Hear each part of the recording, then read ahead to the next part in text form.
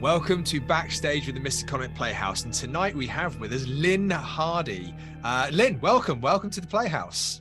Thank you very much for asking me along. You're very welcome. I am ridiculously honoured, and as you can probably tell, a little bit excited. But I think there's a reason why, and this is just within the Chaosium wheelhouse. But I made myself a little list here. Or I say maybe branching out here, we have Terror Australis, Berlin, the Wicked City, Scritch Scratch, which I've got most of these just here at the side.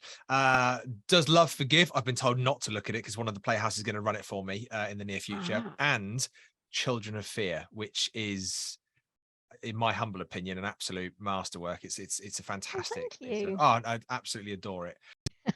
I have to say, for a lot of the ones you mentioned there, I was not the main person who worked on them. I was very lucky to have a hand in editing or proofreading, but you know, these things are all massive team efforts. Yeah. So, you know, big shout out to everybody else who worked on those books and helped make them fan favorites. Absolutely, and I think I think that goes a long way to a big part of the strength of the Chaosium main staff writing team as well, and the people that they kind of join in with that as well. There's just an enormous amount of talent. We're very lucky with our Chaosium team. A bit sport really, but I'm going to be quiet because no one wants to hear me talk about Regency. They want to hear you talk about Regency. Lynne, I've got some questions here from the community and we're going to dive straight in. So we've got okay, so this is from Chris Bates, and Chris says, how do you decide which era to convert and use? Oh, now that's an interesting one, obviously, because when most people think of Call of Cthulhu, they think of the 1920s. They might think of the 1930s with pulp, or they might think of Gaslight, which is another very popular setting. Obviously, we have gone beyond that on occasion. So there are obviously Call of Cthulhu scenarios that have taken place in World War I, World War II, and much further back in history. The reason we ended up with Regency is because Andrew Peregrine basically got in touch with us about a series of scenarios he wanted to write. And the one that really caught mine and Mike's eye was the first one in the book, The Long Corridor.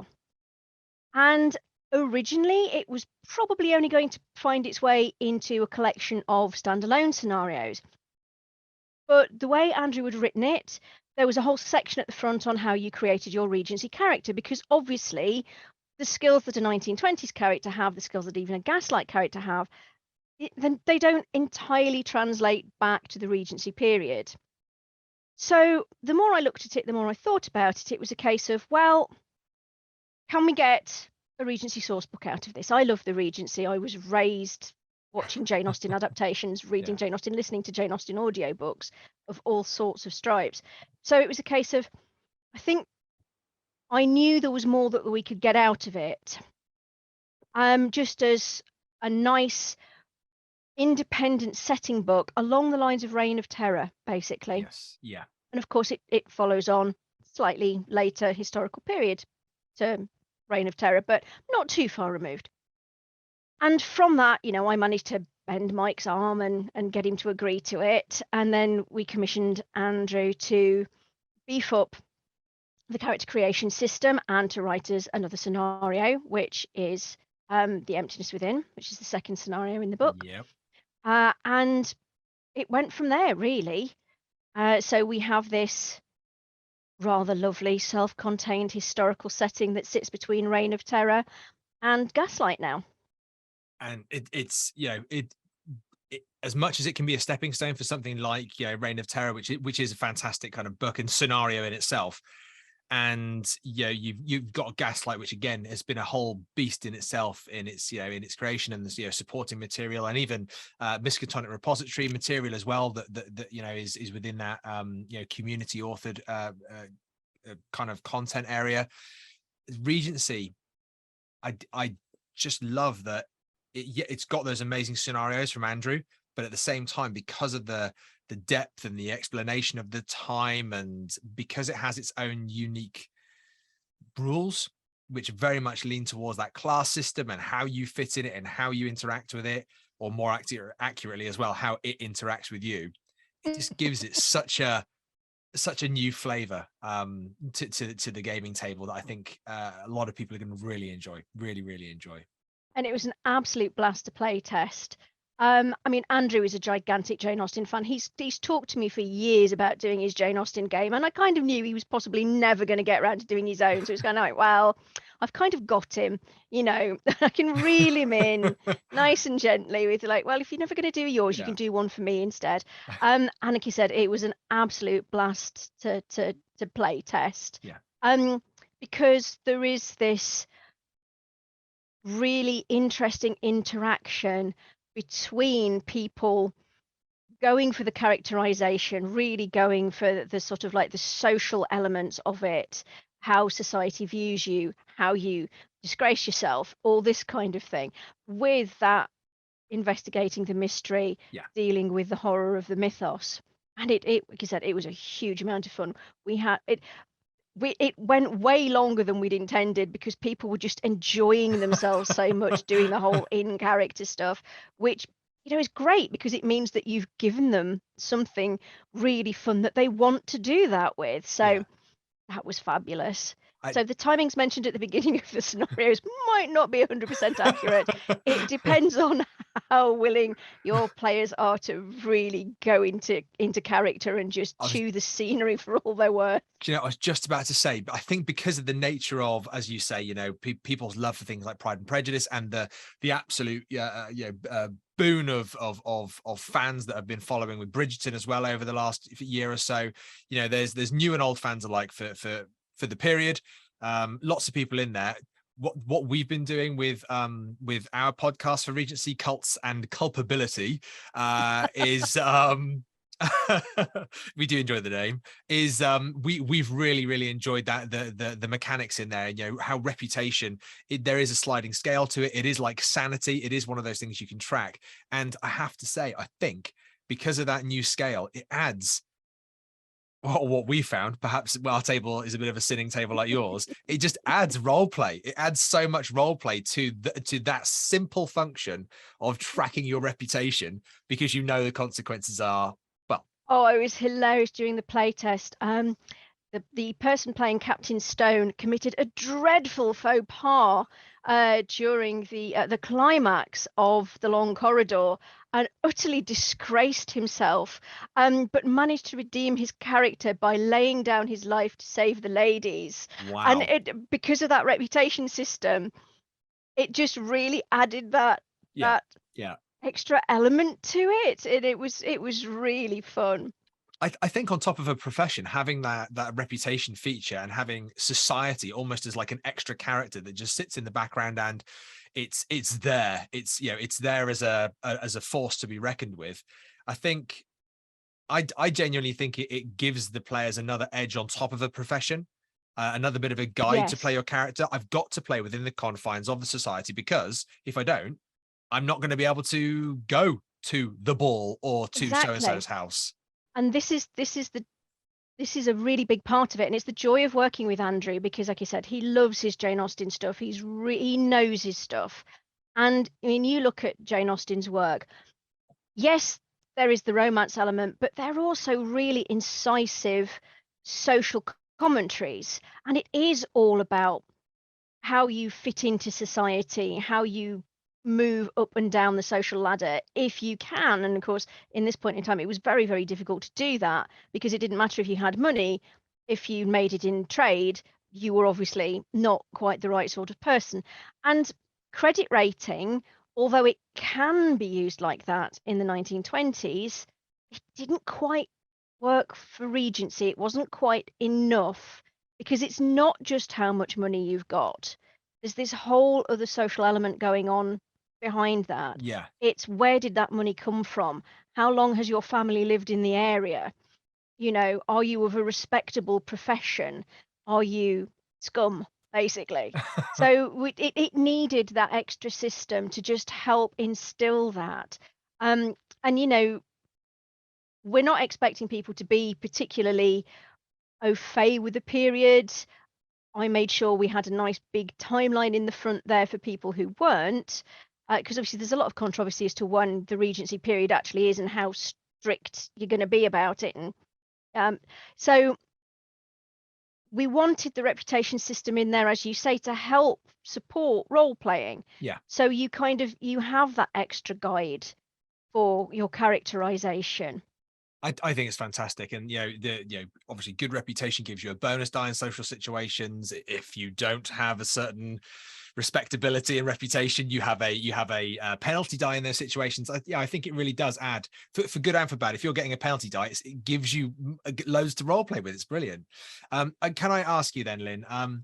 So when you're kind of looking at a scenario like this, and it's not just the scenario, I mean the whole book, the whole information book. So I know obviously you and Andrew worked in this, and as you mentioned, Andrew kind of brought the scenarios to it. When you're working on something like this as a book, is there a process that you go through? Does it start with the scenarios, maybe as it did in this case, or is it here's the information, here's the timeline, this is what we think's amazing about it, or is it here's a thing like reputation, a role-playing skill that we want to then blow up and expand on?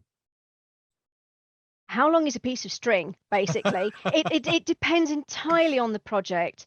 With Children of Fear, which you mentioned earlier, that was very much location. Like, I want to write something set in these locations. What is the research telling me would make an interesting scenario, an interesting campaign? Whereas with this, it was Andrew's first scenario. It was the long corridor, and like you said, Yeah. the brief character creation rules he'd put at the beginning so that you could actually create a Regency investigator, so that they felt more appropriate to the period. And looking at that, like I said, it was I could see that there was the germ of something more in there. It needed to be its own little source book. And therefore we needed extra material. So we needed to beef up the character creation rules. We needed to beef up the reputation system. There was a much simpler version of it, but it didn't have quite the same impact and play. So, we worked on that to sort of help it complement credit rating, but give it that extra oomph.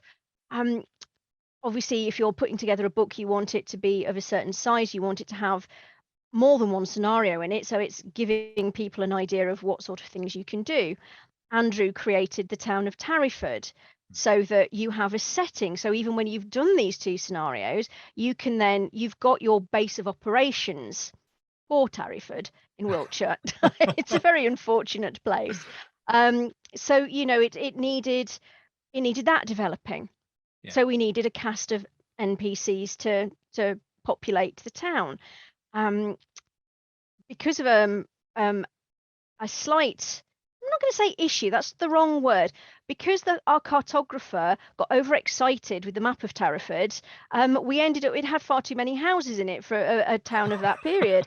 So that's why you get the extra appendix at the back that has Tarryford 100 years further forward. Okay. With a whole new cast of characters, so that if you want to shuffle it up to the beginning of the First World War, you can do. The four reasons, which I'm not going to spoil, obviously, because there might be people who are going to play this, play through these scenarios listening. So that's all the sort of material that you start to realize as you're putting it together that you need to create a cohesive whole. I've mentioned the timeline. We cannot assume that everybody is a gigantic fan of Jane Austen and knows the historical period. Even just putting in a timeline of the strict Regency period, which is 1811 to 1820, if memory serves. That's not enough, because obviously there's very large political and historical events going on before that lead up to that. So things like the French Revolution, the madness of George III, the loss of the American colonies, things like that, so that you know where it sits in British history and world history. That timeline, the pre-Regency timeline, I actually found just so incredibly useful, because you're setting your game as your home game, or you're running one of the scenarios, you're setting it in the Regency period. So knowing what led into it, specifically in a social standing, I think was a stroke of genius, really, because you need to know that. Well, and as a keeper, I feel as our game continues, I feel armed because of it. Because if someone talks about, oh well, what's happening around here at this time, I've got that kind of lead-in information, which is hugely important. And that's the whole point of a source book, is it should have enough material in there to support the keeper. Obviously, we can't put everything in, but fingers crossed, it gives you enough to wing it if you have to, and you can go and find other things if you need to. This is a time of huge social change. You've got the beginnings of the Industrial Revolution driving through and altering absolutely everything. It's a period of massive social change. In terms of the different classes that we would recognize now, and it's very different to the Victorian era. It's not just sort of like Victoriana with the serial numbers filed off. It's got a very different mindset and very different expectations in many ways, and access to different technologies. So yeah, you need to make sure that information is there so that people are playing in the period that you want them to be playing in, rather than sort of Victorian light, if you like. So with that in mind, with that whole kind of arming up the keeper, obviously we know that with the Chaosium, especially the source books, and Regency is there is a predominant amount of source material in there, which is amazing. We are very lucky that we have an amazing community writers within the Miskatonic repository, and there are I know for a fact, having spoken to a fair few of them, there are a number of Miskatonic repository writers that are geared up to write something for the Regency, which is another reason why we're doing Cult and Culpability. But in terms of that, you've been a part, you created this source book with Andrew. Do you have any advice for those in the Miskatonic repository community who would love to write something to support this source book, another adventure or another setting or something like that within the Regency era? The main one, I would say, is don't assume things are in the public domain just because they're set in the Regency period. Obviously, be careful. As you've mentioned, Bridgerton is hugely popular. My husband went to the Secret Cinema for that earlier this year and had a whale of a time. But not everything just because it's set in the Regency is fair game for Miskatonic repository writers. Just, Jane Austen obviously is public domain. But there are certain characters that I know are very popular, because I've talked to various people about this too, that should not and must not be named, shall we put it that way, because they're other people's IP and it's not fair. Yeah. So just be careful. Obviously, there's huge areas of Regency, that period, that we haven't really looked at. This book is very much the Jane Austen setting. Beyond that, I am now going to mention the things that you should not include in anything that you're publishing, because this is just a conversation. Obviously, you've got Sharp's rifles. Yeah. You've got Master and Commander. You've got things like that, the sort of more militaristic side of things.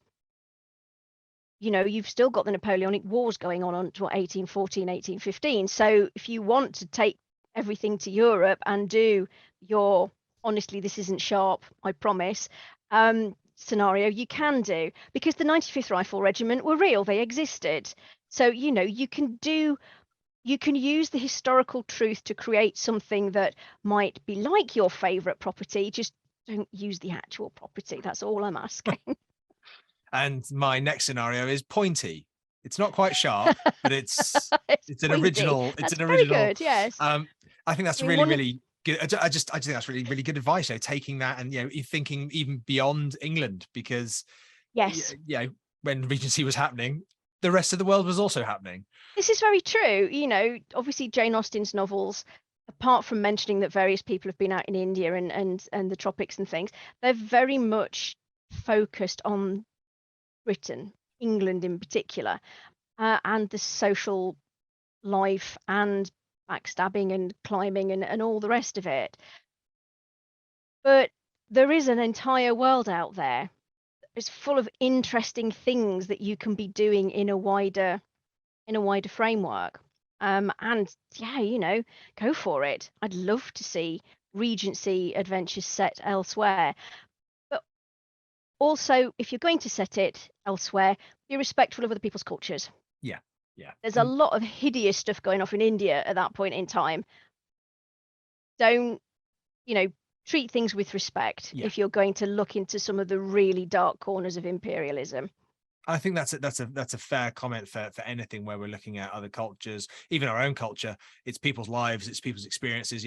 I think because of the love of historical setting in Call of Cthulhu, that's got to be a given, hasn't it? With anybody writing a scenario, is the respect for the people that were alive at that time and what they were going through. I'm going to take a bit of a quick change, and there's a book on your bookshelf which is drawn me to this question. It's the Okay, right. it's the this depends whether you go, oh my god, do I actually own that book? It's the gigantic red book that says mythology on it. Oh, yes. And the reason that's drawing my attention is because I'm staring at my question list, and there's a question from Bridget Jeffries, who says, what's your favorite mythical creature? Oh, blimey. Oh, well, you see, I'm biased, and because I can see Penshire Monument from my bedroom window, I have to really say the Lambton Worm, otherwise I'll probably be run out of the area. Okay, so the Lambton Worm. So that's points to people now that go online and look up the Lambton Worm. I'm going to do that myself. I'm just making a note. Graden, awful size, and I can't do the accents, and that's as much of it as I'm doing. I'm not Excellent. from Sunderland. I do not have a Macam accent, which you really need to read that particular poem out properly. So the last question, then I'm going to kind of steal this one and throw this, because I'd love to spend at least 4 or 5 days talking about reputation, etiquette, fashion, all the extra kind of skills and things we've got in there that help with with the character creation guide as well, create just really, really fun and playable characters in a really restricted social environment, which gives you loads to play against, because conflict is always fun. But the question is what's something that you found fascinating or new that stood out for you whilst researching the Regency era? I think it was ice skates or roller skates. I think it might have been the roller skates and the top hat stuff. When Okay. fashion items start to come in. I mean, roller skates was way earlier than I thought. Because you tend to think of roller skates being an American invention, and it was Yeah. for the British theatre, I think, if I remember correctly. And so, like the fact that there was a riot caused by a gentleman wearing the first top hat, and you kind of also, it's one of these. It's You tend to find with historical games and people who are writing them that people make assumptions that certain things have always been there, Yeah.